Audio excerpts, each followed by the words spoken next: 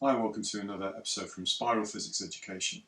So in this lesson we're going to be looking at magnetic domains, how to make a magnet out of a piece of unmagnetized iron, the difference between soft and hard magnetic materials, and the uses of permanent and non-permanent or temporary magnets in everyday life.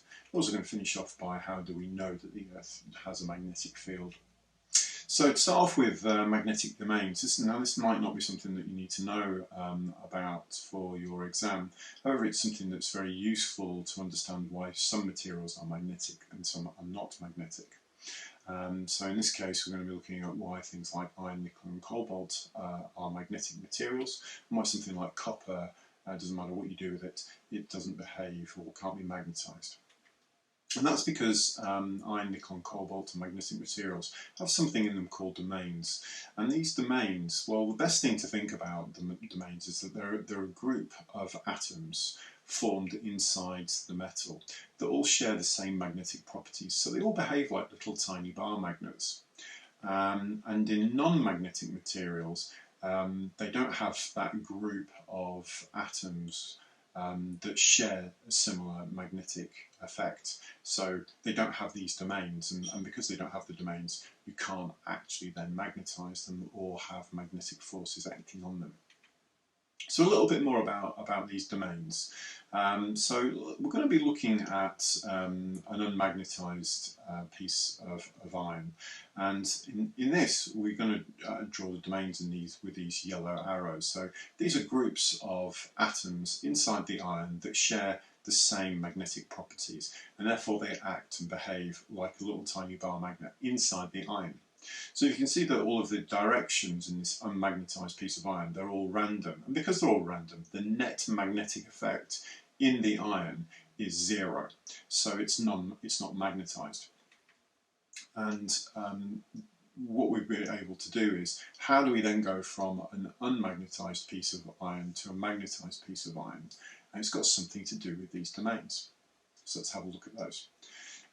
Now, in a magnetized piece of iron, what we would expect to see is that rather than being random, those magnetized piece of iron, the domains are actually aligned and pointing in the same direction. So the net effect is that there is an overall magnetic field running through the iron.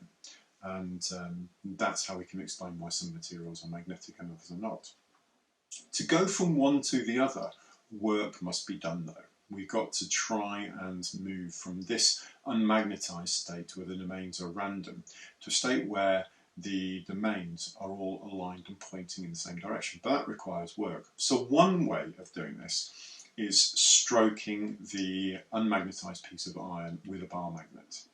And once we're doing that, what will happen is the work that we're doing on there in that act of stroking will slowly and eventually line all of those domains up in the same direction and magnetize them, just like this. It's not the only method, though, to magnetize a piece of unmagnetized iron.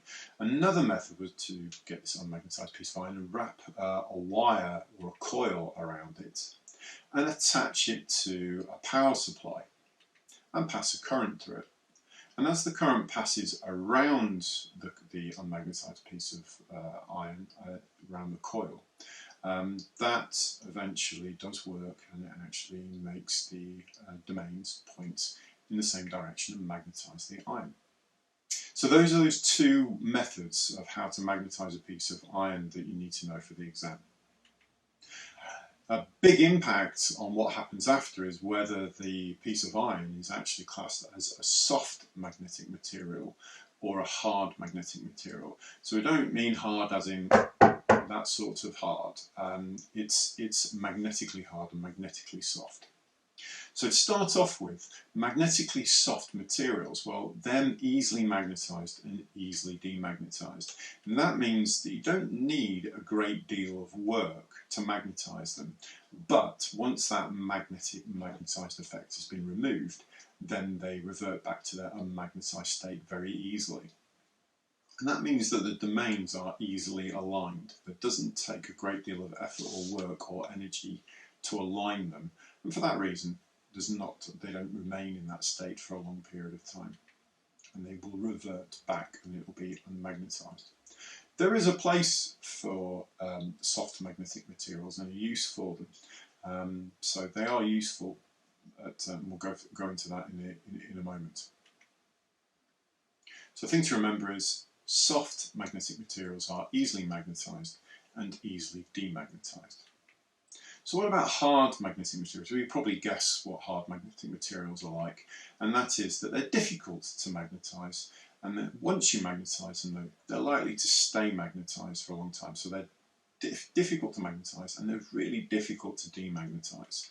And that means you need to do a great deal of work to magnetize them. A great deal of effort needs to go into aligning those domains. But once that effort has been done and those domains are aligned, they're more likely to stay aligned than something that will be classified as a soft magnetic material. And the thing to remember there is for hard magnetic materials, they're difficult to magnetize and they're difficult to demagnetize. So, once we know about that, what are the uses of permanent magnets? So this would be, permanent magnets are hard magnetic materials. Once you've magnetized them, they're going to stay magnetized for a long period of time. What can you use a permanent magnet for? Well, permanent magnets are found in turbines and generators, so like this in a wind farm.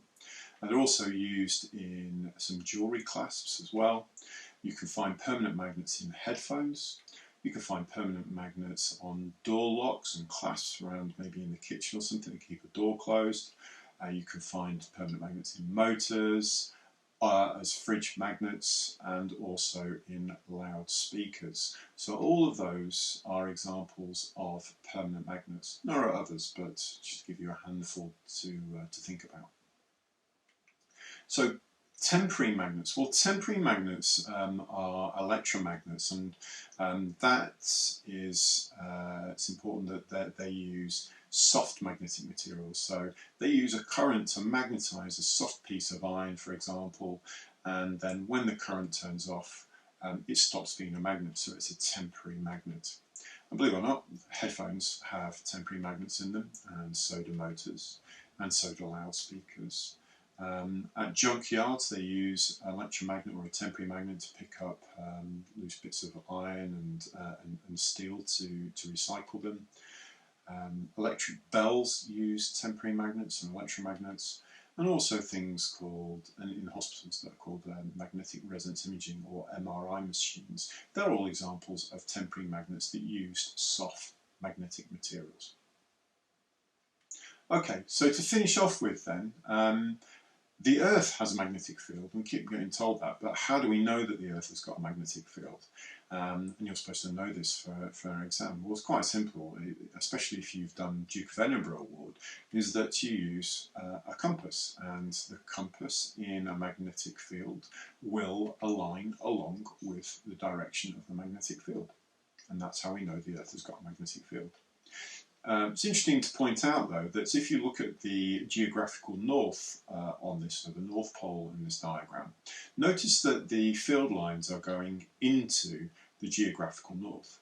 And remember back to the last lesson on magnetic fields, is that in the magnetic field, the field lines come out from the North Pole and go into the South Pole.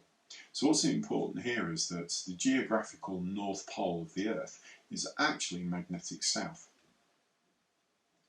Anyway, hope you found that useful. Don't forget to subscribe to the channel, and hopefully they'll get your understanding of physics up to scratch and improve those grades for you. And see you next time on Spiral Physics Education. Goodbye.